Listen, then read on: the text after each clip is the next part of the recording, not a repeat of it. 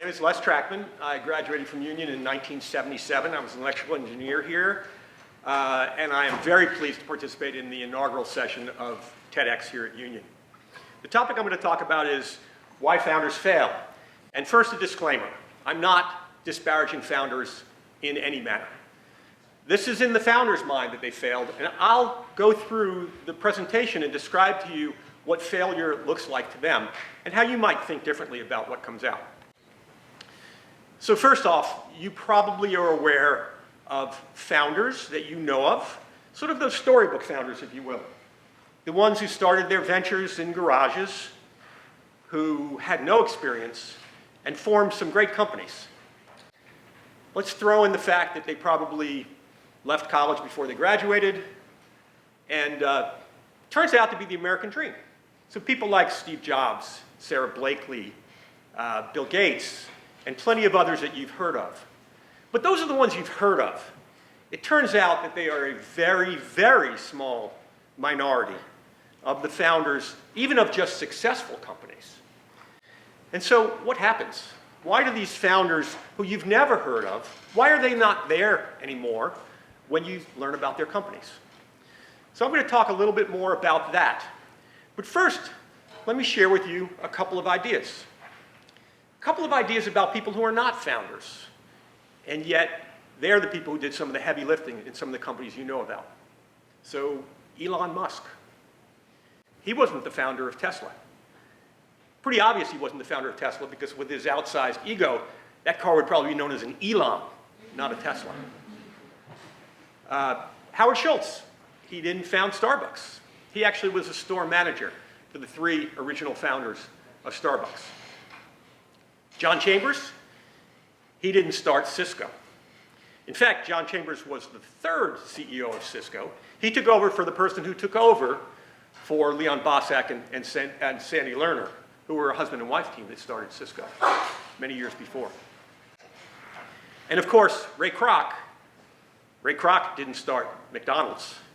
That's pretty obvious as well, right? Because otherwise you'd go to the Golden Arches and instead of ordering a Big Mac, you'd order a crock of, well, we won't go there today.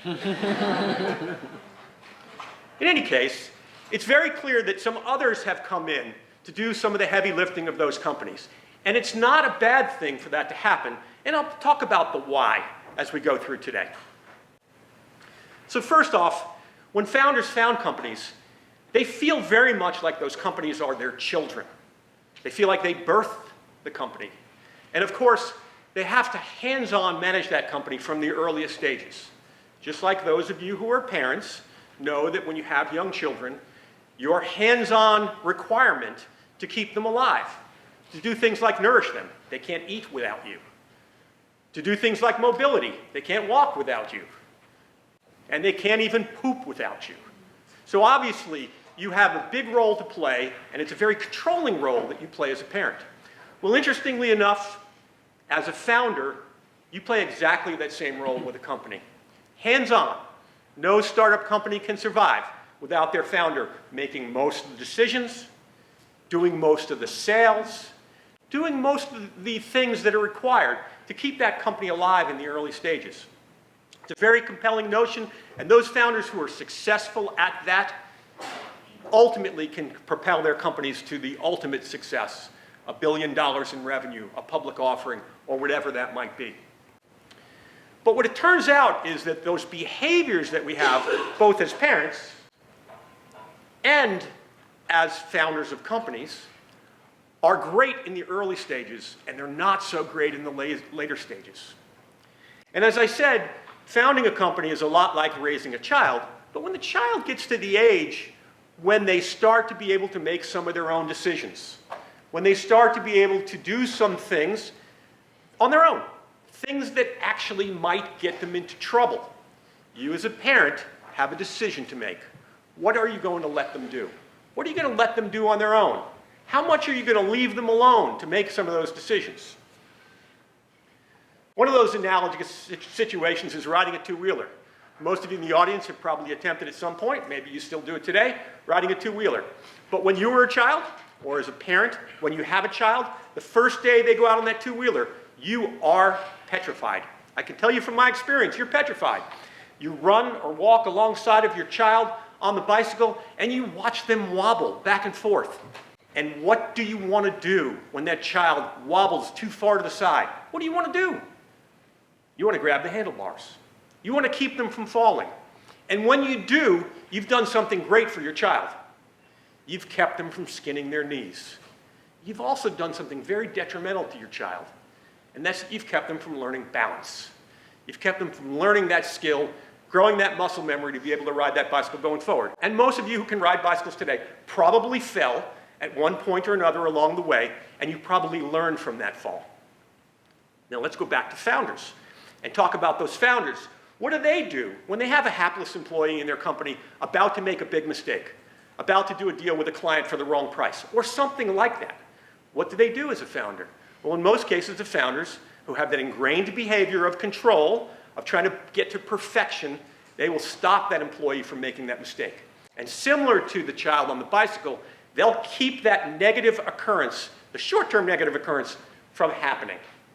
But in fact, they too have done a disservice to their company and to their employee when they do that. Although they've kept them from falling, maybe kept that deal from going awry, they also have not let that employee learn that muscle memory of how to do that, how to make those decisions. They also, on the other hand, have caused perhaps something that's a little bit worse than that, and that's that the employee will no longer make those kind of decisions going forward.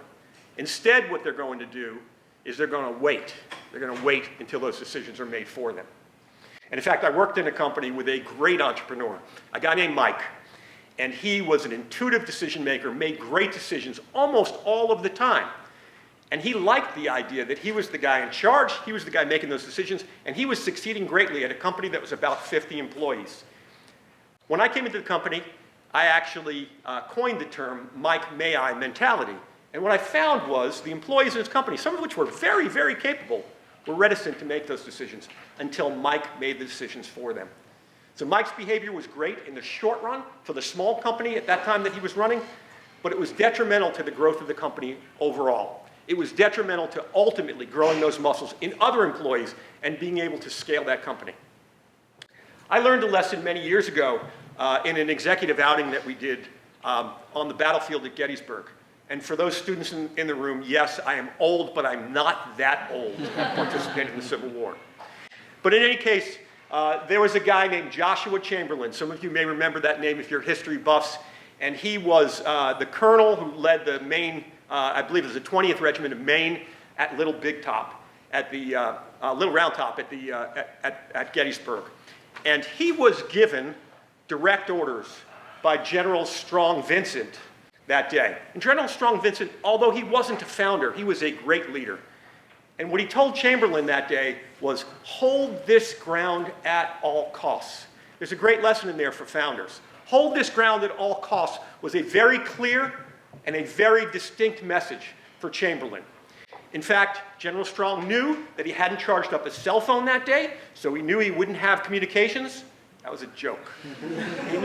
He knew he wouldn't have communications with Chamberlain that day, and so he knew that he'd have to give some kind of an order to Chamberlain that would enable him to perform, even though the general wasn't there at the time.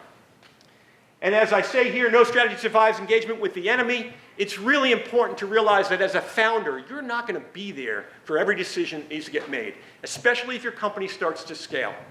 So the idea is to give a clear, what we now call commander's intent, to ensure that your people in your organization know exactly what you would like them to do and knows what the outcome is. In the case of Chamberlain, he held that ground at all costs. For those, again, who remember history, he ran out of ammunition on that hill that day, and yet he did a bayonet charge down the hill, saved enough time to allow the Union troops to come and rescue him. Many history buffs say that changed the course of the Battle of Gettysburg, which may have changed the course of the war, which may have changed the course of our country.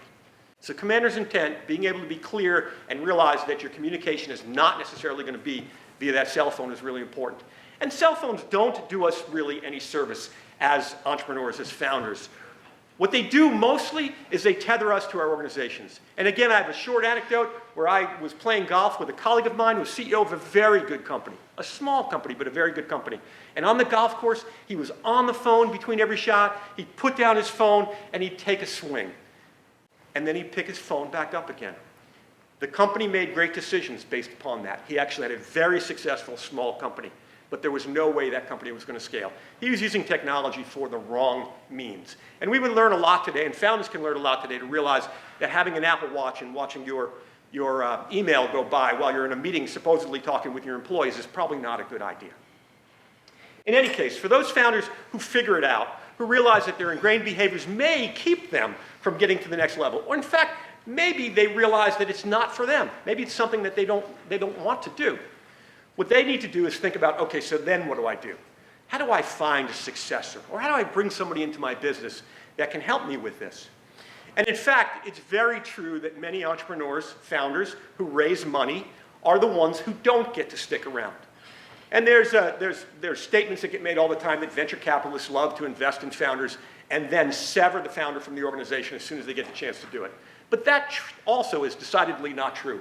Most venture capitalists that I know love to keep their founders around. In fact, they love to keep their founders around as long as they possibly can. And in fact, they prefer companies with founders running the show at the time the company gets to scale. But some of these founders are just not good at that process. So some of the founders, it becomes a little bit easier when a founder uses bad behavior. So you've seen that happen with Harvey Weinstein. He was in the press today. Again, obviously got severed from the company that has his own name on it. Travis Kalanick from Uber got severed. The bad behavior stuff, that's easy for the investors to figure out when it's time to sever the relationship with that founder. The harder ones is when the company scales and the founder doesn't have the skill set and won't give up those ingrained behaviors. That's when the venture capitalists have to make that decision. No venture capitalist has ever said to me they severed a founder too early. In fact, it's just the opposite. They'll keep that founder along as long as they can, and they'll try to rehabilitate the founder to run that company because they feel so fondly about founders. But the fact is, good companies, good investors, good boards of directors figure this out early that they may in fact need a successor for their founder. And so what they do is they begin a process. And the process to me looks akin to a runway, hopefully a long runway. So bringing a successor on, or a potential successor on early, is something that can be very helpful to the company, something that can enable them, maybe as an insurance policy, that if the founder ultimately exhibits bad behavior, which unfortunately happens all too often, or simply doesn't grow as fast as the company does, they have somebody in place who's learned the lessons along the way, who they can then install as CEO. It's interesting that venture capitalists often joke about the fact that when they hire a successor, they run two searches at the same time. And the reason they run two searches at the same time is because once they put the first one in, they realize it's not the right choice and they have to put a second one in. So we know that hiring is a difficult process altogether, right? So we all start in our hiring process, maybe we hire a recruiter and they give us a bunch of resumes. But we know resumes have lies in them. Oddly enough, they have lies in them. Happens all the time. And if it's not a lie, it's an embellishment. And then we do interviews. And interviews are effectively just performances. Some people give good interview, and they are very poor performers when they get into the company. I know I've hired a few of them. And then personal references, right? So once we get through the process, we ask for personal references, and personal references are just a setup.